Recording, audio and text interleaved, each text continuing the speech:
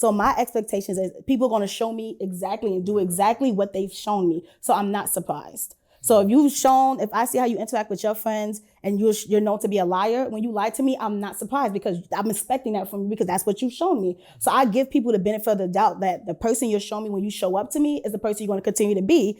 And the only way to break that expectations is to go beyond that for me. On this episode of Consider That, we will explore the 2000 drama Love and Basketball and examine the events that led to the demise of Monica and Quincy's relationship. What is a fair expectation of a boyfriend or girlfriend? Should age play a factor in how seriously you take commitment? How do you know when it's time to let a relationship go? We will examine these questions and more as we consider Love and Basketball. What's going on, y'all? Hey. All right, so check this out. We've all seen the film. In the film Love and Basketball, Quincy McCall received the devastating news that his father cheated on his mother, even though we know black men don't cheat. And he had a child with his mistress. Crazy. Quincy's father, a lifelong role model, former NBA player, lied to him about what actually happened. In a state of distress, Quincy looked at his girlfriend and childhood friend, Monica, for comfort. But she had curfew. And so she stayed as long as she could, but then she had to go back into the dorm. And it left Quincy with the decision and the thought that he had resentment towards Monica. And it ultimately led to the end of the relationship. So Wale, I'm gonna come to you first. Do you feel like it was fair for Quincy to expect Monica to stay? No, I don't think so. Quincy hella childish for that. That's all I'm gonna say, because listen, that woman has been with him forever. And as a not pro level, but a high level basketball player, high level athlete, you know how much sports mean to somebody. Mm-hmm. And so she would never ask that of him. I don't know why he asked that of her. Like, it's just not fair. Gotcha. And on top of that, let me throw. She also said, you can come back to my dorm and we could talk about it. It wasn't like she was super dismissive, like, yo, I gotta go. She was like, yo, come to the room, we could chop it up. He was like, no, I don't wanna do that. Bro, nah, Quincy childish, that's it. And the thing is, if you play sports, you know what I'm saying? Like, you gotta work your way up a depth chart. The coach was on Monica's, you know what I'm saying? Like, and she finally got to the top of the depth chart, starting her first game tomorrow. If she misses curfew, that's a wrap. You know what I'm saying? She's back to sweeping the floor after practice. Who wanna do that? You feel me? Like, that's kind of messed up for that. I don't think Quincy sympathized with that because he didn't have to work as hard as she had to get to her spot. Once she found out that she was only there because somebody else left, she realized, okay, this is where the real work starts. I have to do this. And first freshman starting, he should have supported that. Thank you for being here as long as you could. We could go chop it up, or, I need this time to myself. He was asking too much of her, and the relationship is compromised. She compromised enough in a way where she doesn't need to jeopardize her career for that. But time out. But in this instance, Quincy is going through like a life-changing moment. To find out your idol, your father. Yo, did they shoot him? They did not, but he's like, you in college, right? You 18 years old, you're not a grown person. You going through your emotions, and so you're feeling like, oh my goodness, like, I cannot believe this happened. And so you're depending on your child, not only your girlfriend, but your childhood friend. And in this vulnerable moment, he dipped. There's no, is there any way you missing curfew? I think Quincy is just being dramatic because he has shown throughout that film that he wants things his way. Your dad, granted, you feel betrayed by your dad, true.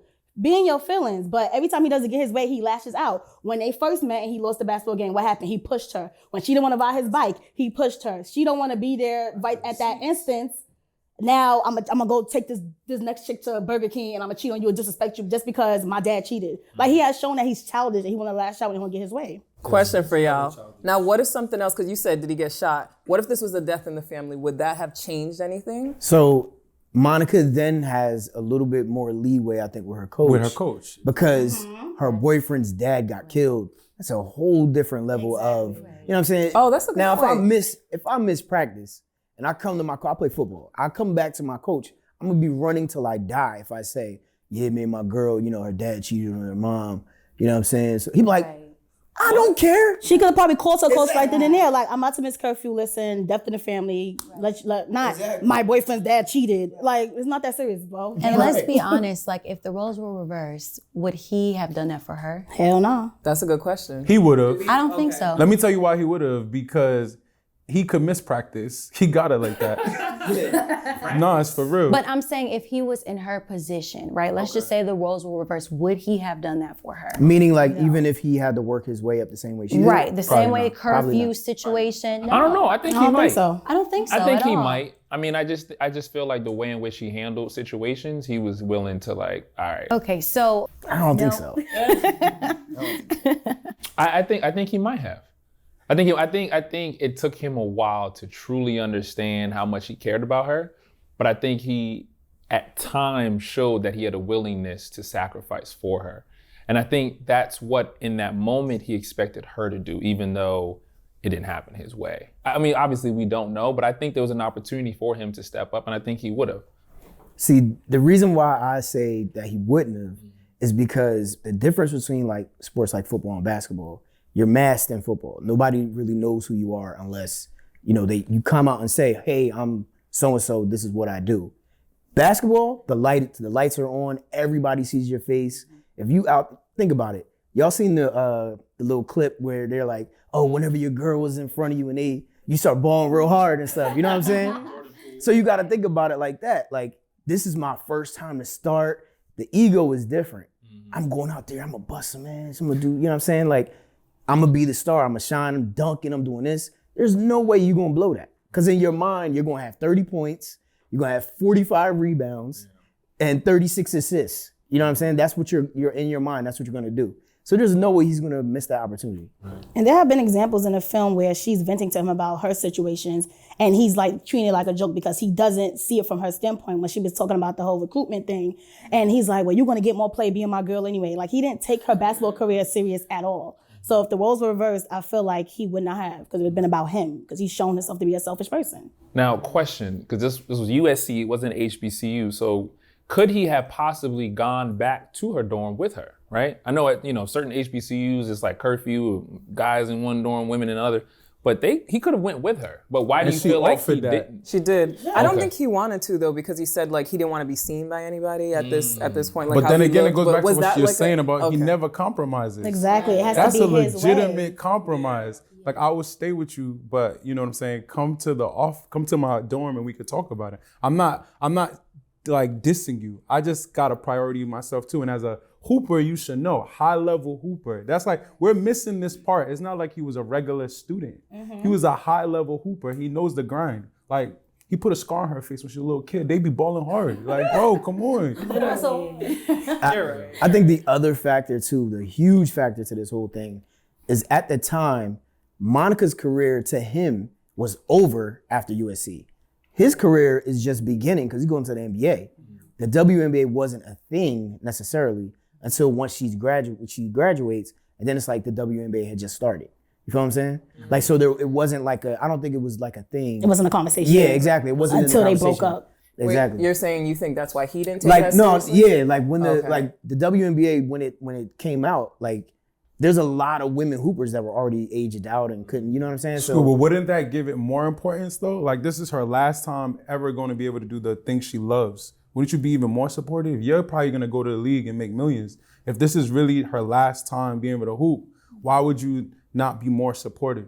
I feel like we have to think about the times though. But in that era, remember the WNBA? I felt like it was I didn't feel this way, but I felt like it was a joke at the time. People didn't take it seriously overall. Because she It went wasn't just overseas him. anyway. And then I mean, they still got to go overseas, crazy enough.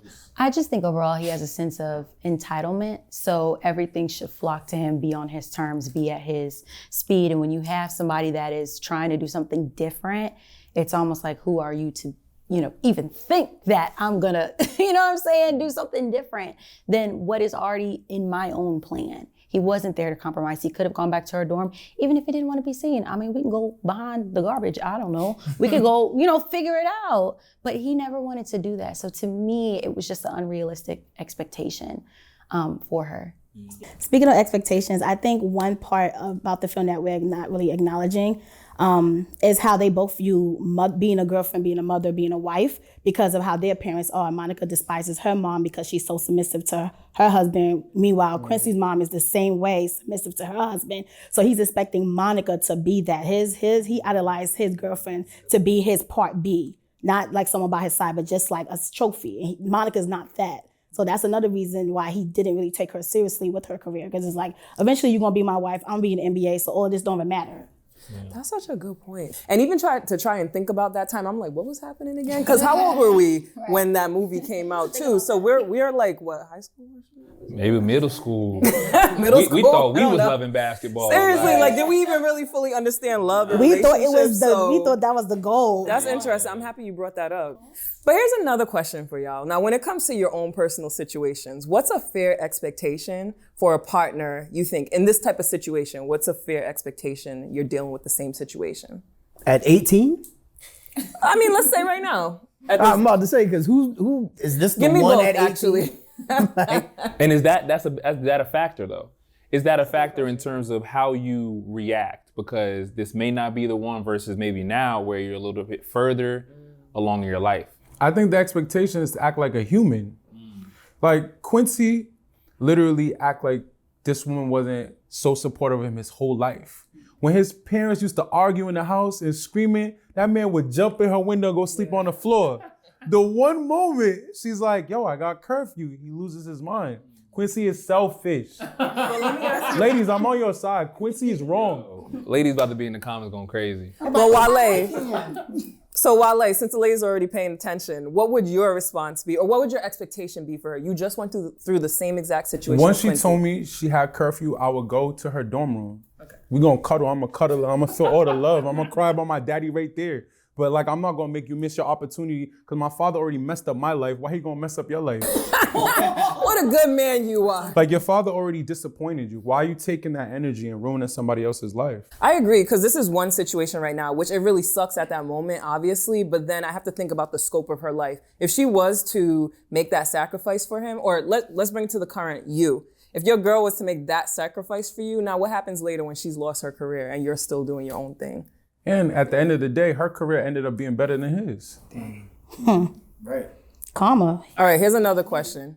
Let's go into expectations when it comes to fathers, because I was a little surprised that he decided he didn't want to talk to his father at all. Like, I personally, now please excuse my ignorance if this is ignorant, but I thought men rock with their father regardless. Even if they cheated on the mother, they choose the father's side. I was very surprised to see that. That's what you thought too?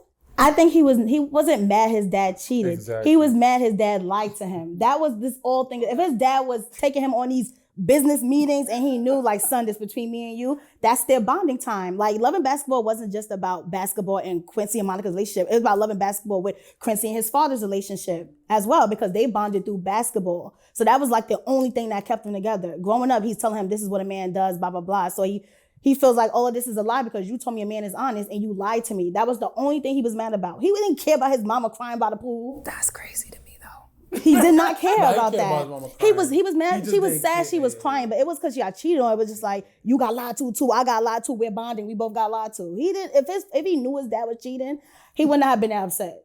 I granted he would not. Y'all have been. second that. So I'm thinking about it. I'm listening to everybody and also trying to look at it from I guess like my experiences, like you asked, whereas like I grew up with my dad. So that's really all I had. You feel me? Like my mother wasn't around. So it's like, I don't know how I would react in that type of situation. Cause it's like you said, like a man riding with his dad all the time. Of course, like I don't really have a choice. You know what I'm saying? So if he's just like, yeah, you know, if he tells me a story about how they separated or something, yeah, I cheated on her back in the day, I'll be like, oh, okay. Like I would probably just, cause at this point it's like, you know what I'm saying? Like, Scoop, I got a question for you though. So if your father did your mother dirty, is that gonna make you do your lady dirty? not at all. Not at all. Wouldn't that make you wanna treat her better? Yeah. I mean, I'm 100% my own person in my decisions and all that other stuff. However I was brought up and whatever experiences I had as a child, I won't pass that on. So look, when he found out his father did all of that, he violated Monica. He violated Monica crazy. Like he couldn't even break up with her like a man. He brought some Burger King woman and did all sorts of type of crazy things. Like it doesn't make sense. Like why are you acting this way if you're upset with the way your father treated your mother? Okay, let me interject here. So the thing is you are a representation of who raised you, right? And we don't realize, but our relationship with our family members, our mother and fathers, has an effect on our relationship subconsciously, whether we believe it or not. With that being said, I mean, you can sit here and say, well, why would you do that? But at the same time. That's how my voice sounds? She dad was copying you. No. But look, so you can say that, but at the same time, part of you leaves based on, like you pass that along, like you pass along the way you respond, the way you handle situations. Like if somebody grew up rough, they're gonna pass that roughness to somebody, whether it be their family, their friends, their coworkers, and it's not on purpose. So I don't think he just turned out to be just like his dad. Like that's just what it is. But like seriously. Knowing all that, do you feel like Quincy overreacted? Did he react fine to finding out his father, or did he underreact? Being that we know how much he adored his father. I think, honestly, he acted as anybody else would. I think he acted normal. I think that when you have such a high expectation of somebody and they let you down, that reaction that you give sometimes is not the most calm and complacent, right? And also too, his family upbringing, it wasn't the best. I mean, he adored his dad, but he also had a very hectic life. So what can you expect from somebody that has a traumatic upbringing? Like, what are they supposed to do? Be calm about it? Because most people aren't, right? If we're talking about we're human, if something happened to us, right, and we got disappointed or found out something that we didn't like based on our upbringing, most of the time we're gonna give some type, like we're not gonna just sit there, right? So you're justifying displaced anger, like it's okay? No, I'm not justifying anything. I'm not saying that I'm not saying it's okay. It's not okay, but the way he reacted, I'm not surprised. Why are you not surprised? I'm not surprised. I had to sit back. I'm just curious. I had to sit back. I just got a question, like, why is that okay? I'm not saying it's okay. I'm just saying that it's understood. Sometimes you do stuff, right, in life. Is it okay? No, but justifiably so in that instance, you could say, all right, I could see why you would react that way. Not saying that it's okay or it's acceptable, but because you did that, right? If me and you go back and forth, right, we arguing, and you get mad at me, and you say something, crazy. It's not okay. It's not okay. Let's put it in context. In context, though, because you were upset, you're like, all right, I'm gonna say A, B, C, and D, though I didn't mean it, or however you felt, justifiably so. I could see why you said what you said. That's what I'm saying. I see why Wale's asking the question he is, because we're in the era of like being healed and like attending therapy and whatnot. And so like, this is why it's so important. That's why the conversation of dating people who are healed is coming about all the time. So you ain't got to deal with this stuff. Yeah. But also just understanding Quincy was in college, right? First or second year. You're right out of high school. You're trying to understand the opposite sex. You're trying to figure out how to date, how to attend to people's feelings, and how to understand all that. So, Wale, I want to come to you. Just pivoting from the movie a bit, on a personal level, what would be your expectation of a partner or possibly a parent when something goes awry? I think communication and understanding. As humans, we're all going to make mistakes. And I think when that happens, there has to be a moment where you guys sit down and talk about it. Are you always like this? Like you don't have, you're never really in a moment where you're just like reacting. So I don't react because a lot of Black people end up in prison because they react. I'm really like somebody that thinks before I do things, just generally. Because a lot of the things we do, they're just off anger and emotion. Like take a second and think about what's happening. And I think if people did that more, we would just be in a better place. I'm not even preaching. It's just like something I have consciously done in my life. So you might violate me. I'm gonna take a second and be like, Should I kick this man in his face or not? You get what I'm saying? Like, and people don't do that. Right. And and sometimes you might react incorrectly. But I think after that, there's a time where you can have communication and sit down. If somebody's really your life partner, why, if you do something wrong, you can't sit down and talk to them? And I think in the film, I'm gonna bring it back, she gave him that opportunity and she said, hey, the next time this happens, how do I know you're not just gonna run off? She was already forgiving that man for that. She's like, I understand you had a weak moment. It's like women always gotta be understanding of men, but men don't wanna understand women. She sat there and said, yo, I got you did that. I understand why you did it. nah, what's up? Like, let's fix this. He's like, I don't know if I want to do that. Like, where's that energy from? This man about to get wiped up. Hello? I feel like everyone's expectations are always rooted in trauma, how you were raised, what you're influenced by. So I've learned in the past not to give people expectations because you're always going to be disappointed because people don't live up to whatever standard you have in your head. That stuff is not real. So my expectations is people are going to show me exactly and do exactly what they've shown me. So I'm not surprised. So if I see how you interact with your friends and you're known to be a liar, when you lie to me, I'm not surprised because I'm expecting that from you because that's what you've shown me. So I give people the benefit of the doubt that the person you're showing me when you show up to me is the person you're going to continue to be. And the only way to break that expectations is to go beyond that for me. I'm not going to give people this high standard like, you're going to be perfect and fail because I know my standards are different because that's how I live my life. That's my standards for myself. But you might not have those same standards for you. So I'm going to give you that grace to give benefit of the doubt. My expectation is going to be based on what you're showing up as every day when you interact with me. And how do you know, being that we, as the Black community, we are a community based in trauma, right? Oh, yeah. And so you talked about giving grace, but how do you know when you've given enough or it's time to, okay, I've done enough? Because I think specifically as Black women, I think this is one thing we're seeing with Monica. She's continued to give Quincy grace. And a lot of what you all are saying is Quincy's not giving that grace back. Yeah. And so how do you know, okay, I've given enough or I have a lot more to go? Boundaries. No relationship is going to require you to sacrifice your friends, your family, your self-worth, nothing. We act like relationships are hard. They're not supposed to be hard. So if I'm giving you grace and you're constantly slapping me in my face, I could love you from afar. You can go. Yes. And this is honestly learning for myself because this is my battling with myself. I'm a reactive person and I've shown people showing me grace. Be like, I'm not going to tell Gian because I know she's going to slap the S out of me. So I've learned to internalize that. Be like, you know what? I need to give that same for other people. But I've learned when people make expectations of me, people expect me to go above and beyond because that's what I do for myself. And I have to tell them, like, I'm not going to do that for you.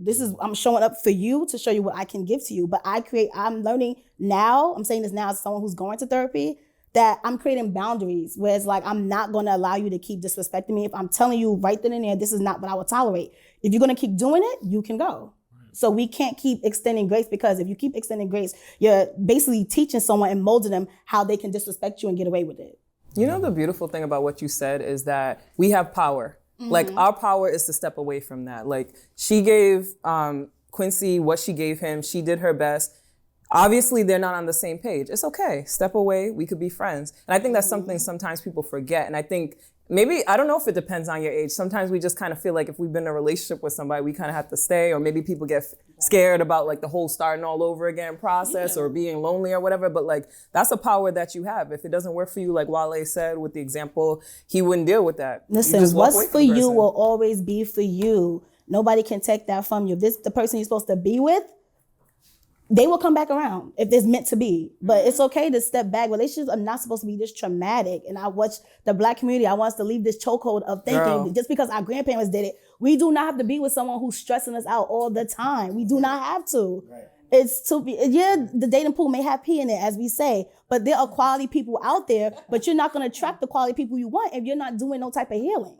Sometimes we block our own blessings. Yes, but don't you have to go through something sometimes to get to a place of being in a quality relationship? Yeah, but you're not going to keep going through it. Okay. Right. You're not going to keep having the same argument. Like after 6, like, come on, bro. Like after the first time you cheated. The other thing too is if somebody apologizes, a real apology isn't just I'm sorry. It's changed behavior. Mm-hmm. You know what I'm saying? So it can't be a situation where I'm constantly hurting someone and, you know, over and over and over. If she comes and tells me, hey, look, I don't like when you did or said this or whatever, and it's like in one ear and out the other, I don't really care if that's the situation, you feel me? And you have every right to walk away.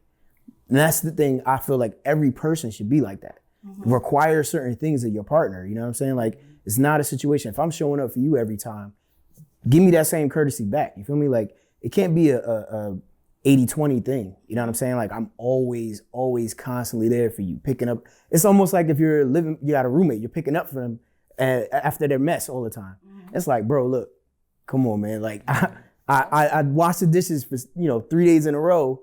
Do something, you know what I'm saying? It's day old spaghetti on the stove still. But like that's the thing, like relationships are give and take. You know what I'm saying? And it's supposed to be 50-50. And if you are in a situation where you're constantly drained by that person, it's time to go. And I do have a question real quick.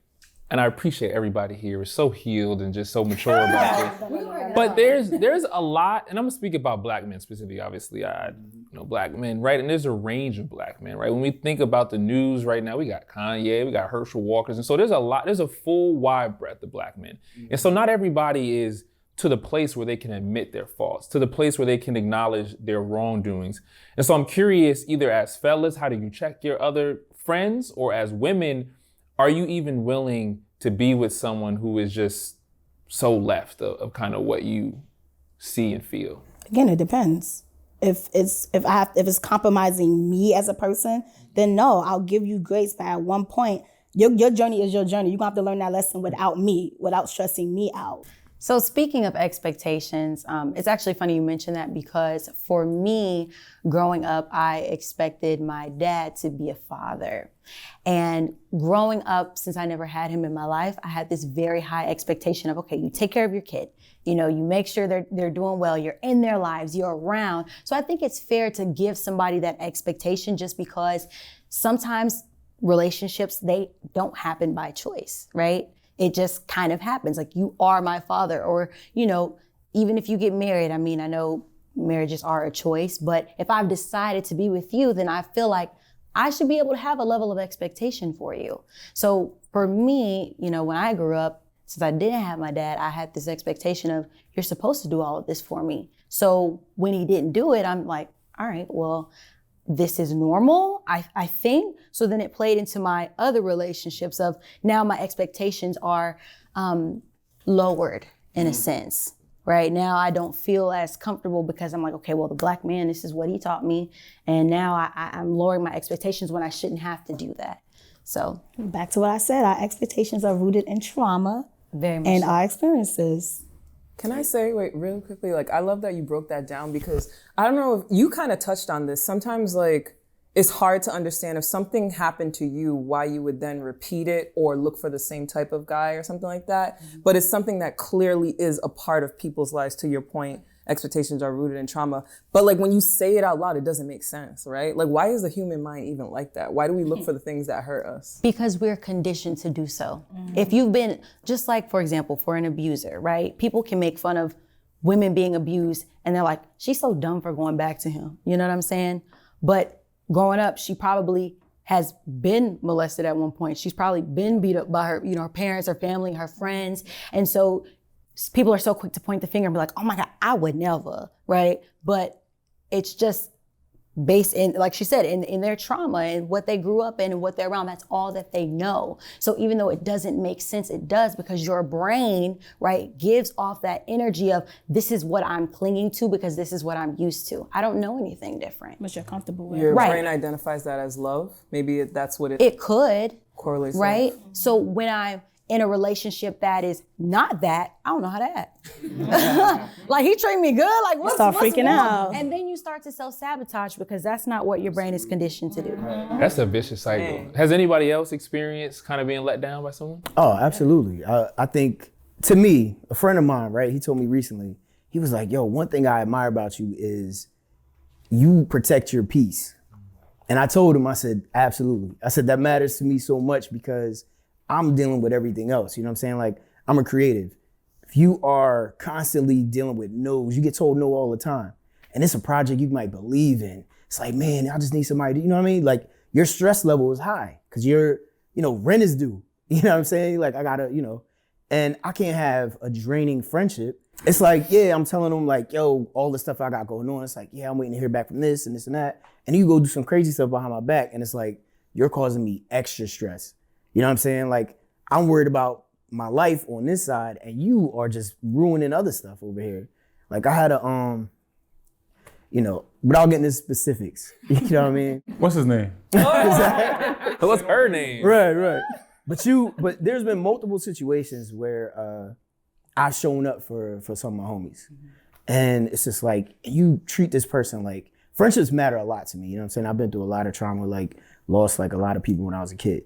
So my friendships matter to me, you know what I'm saying? So to me, when somebody does something crazy, it's like, damn, dog, I would never do that to you. You know what I'm saying? To me, anything that happens, I'll always try to fix it first. You know what I'm saying? Like Marquise, he be like, he disrespects me or something. I'm like, Keith, look, bro, I ain't like that. You know what I'm saying? I come and talk to him. He's like, all right, school, no problem. Won't happen again. 2 weeks later, he do the same thing. It's like, I'll just back up. You know what I'm saying? Like, and the thing is, it'll be on some, you'll be like, oh man, I ain't seen Scoob in a minute. What's up, man? You good? I'm shorter with you. You know what I'm saying? Like, I'm having events, you ain't there. You know what I mean? It's like, bro, I don't gotta keep talking to you. You're grown. You know what I'm saying? Like, and one thing, I hate repeating myself. I don't know how y'all are. Like, I have, you know what I'm saying? I got nieces and nephews. I'll repeat myself to them all day.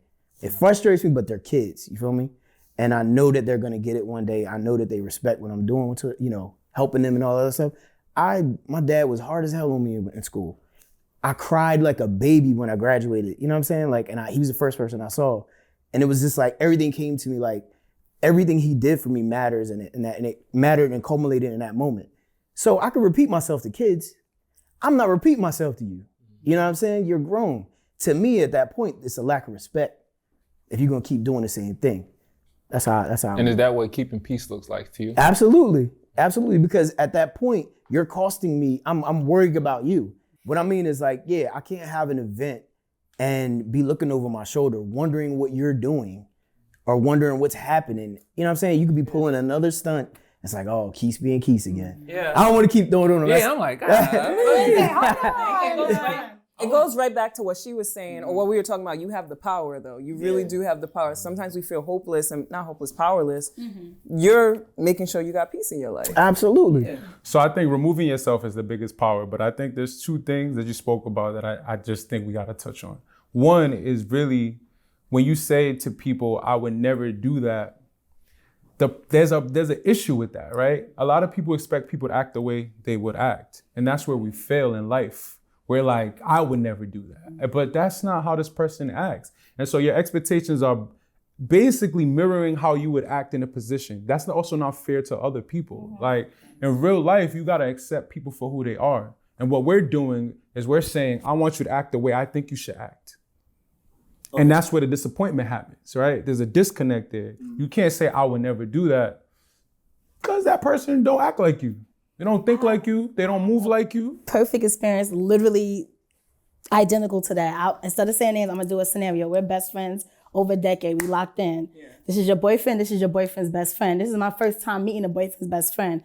For some reason, I'm a hothead. I'm gonna turn up. But you've been watching me. I'm being cool. I'm being calm while this man is disrespecting me. Like, for no reason. He just constantly coming at me for no reason. And you see me just not saying nothing. As my best friend, would you say something? In that instance, this is someone you already interact with, because this is your boyfriend, this is his best friend, you already met him. This is his first time meeting me, your best friend. Yeah. I would, but I know some people wouldn't. So I recently just ended my friendship with my friend, because that's not the first time she's done something like that, but that was the first time that I actually saw the proof, because I had another friend there who literally said, girl, why are you not saying nothing? You know this man, he's like, you see your best friend literally crying because she's trying to calm down, because I really wanted to fight, but I'm like, this is a family house. I'm not trying to be the girl that turned up, but that's self-control. Yeah. But literally, I say, you know what? In that situation, everybody know they can't disrespect my best friend. They know, don't say nothing about Gion's best friend or any of her friends. Mm-hmm. But I had to learn that, you know what? She's not confrontational. She lacks emotional intelligence. In that situation, she folds up because she doesn't know how to tell someone to chill out. And I've seen her not be able to do that. So I had to say, you know what? That's who she is as a person. I have to make a decision. Is this someone I could continue being friends with, knowing if this situation happens, I'm gonna always have to fight for myself, even though I would never let her fight for herself? Or do I walk away? And I chose to walk away, because for my mental health, I can't do that. I need to have friends for me. That's how we learn our friendships shift, or our relationships shift, our expectations, because we realize as we get older, you know what, that's actually important to me. I need people in a situation who's gonna fight with me and talk for me and stand up for me in a situation, especially if you have any type of relationship with these people. Before I came into the picture, it's like, all right, my girl Gian, don't mess with her. You disrespect her, you disrespect me. So are you saying it's important to know, identify how they are, and then just decide whether or not you want them? If they don't live up to whatever your expectations are, If you take a step back outside of yourself and you realize why if you try to think about why you have this expectation, I had that expectation because, like he said, that was something I wouldn't do. Same, I just realized that's why my answer was that. So you realize that you have to think about this person, any situation similar to that. Have they ever shown you that they could do that for you? And then is this something that is a deal breaker? Is that something that moving forward, if we get past this, is that something I'm okay with, knowing that another situation can happen like this and this person will not speak up on my behalf? If you don't care, you know it, you like, I know this person's not gonna speak up for me. I'm like, I'm just battling by myself. We still cool? Or you say, you know what, that's actually important. I'm gonna walk away. So I think as adults, we have to like make those decisions and think about what's actually important in our relationship that we want. Those not five, but the qualities that we want in the people in our lives. So are we only gonna be friends with people that act like us? No. Well, I wanted to address that though, because it's not about somebody acting like me. That's not that. It's a matter of respect. You know what I'm saying? Like if I say to you, yo, Wale, you know, this is my chick, you know, we used to kick it, we on the rocks right now, you know what I'm saying, boom, boom. And you see her out and you in her ear. It's just like, to me, I'm like, damn, dog, you know what I'm saying? Like, I told you where I was at with it. And that's what I mean by I would never do that to you. If you came to me and said, you know, Gian, that's my girl, I'm like, cool. I see her out. What up? You know what I'm saying? It's all love. You want a drink? What's up with you? You know, you feel me? Like, that's family to me. You know what I mean? Like, cause that's your girl. Once it's not your girl, I mean, we still cool, but you know what I'm saying though. Wow. I mean, it's a conversation. But yeah, you get what I'm saying. I do want to hear that second point.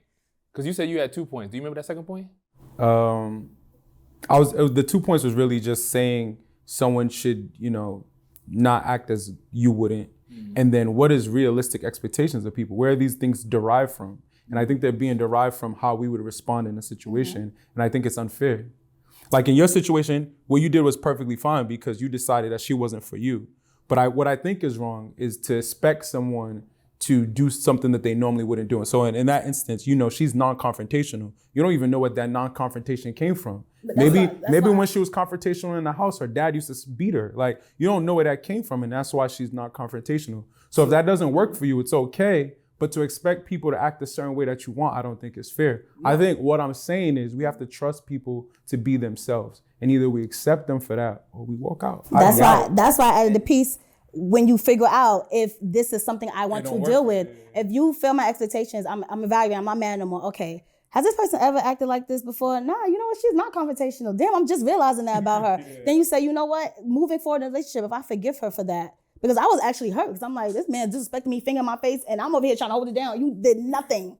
But I'm like, if I forgive you and move forward, is that something I can deal with, knowing that if I'm out with you, you won't have my back in a sense? Right. I think bringing it back full circle, obviously bringing it back even to love and basketball, I think it's super important, as you mentioned, just to understand what your expectations are. I think to communicate to that with your loved one, whether it's a partner, whether it's a father, what those are, giving some grace, but also letting folks know, okay, you went beyond that, and that's just not acceptable for me.